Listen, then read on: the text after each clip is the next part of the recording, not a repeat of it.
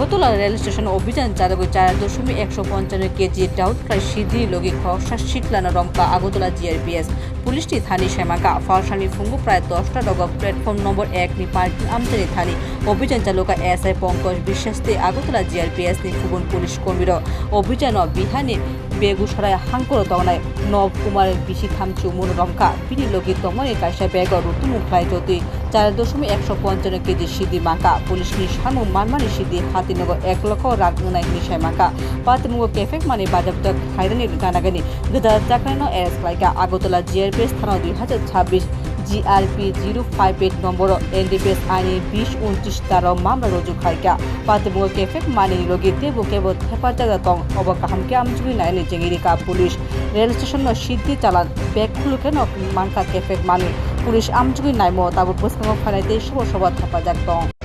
আজ 21/6/2026 ইংরেজি সকালবেলা আমাদের আগরতলা জিআরপিএসের সাব ইন্সপেক্টর পঙ্কজ বিশ্বাস এবং অন্যান্য স্টাফ মিলে বিহার রাজ্যের একজন যুবককে একটি পিট্টু ব্যাগ সহকারে আটক করতে সক্ষম হয়। ওই পিট্টু ব্যাগ তল্লাশি করে 2 প্যাকেট অবৈধ গাঁজা উদ্ধার করতে সক্ষম হয়, যা ওজন করে পাওয়া যায় মোট 4 কেজি 155 গ্রাম, যার কালোবাজারি মূল্য হবে প্রায় 1 লক্ষ টাকা। তারপর আমরা সঙ্গে সঙ্গে তাকে আটক করি এবং এনডিপিএস ধারা অনুযায়ী মালগুলি তার কাছ থেকে সিজ করি। তাকে ওই একটি স্পেসিফিক রিপোর্ট এশিয়ান টাইমস।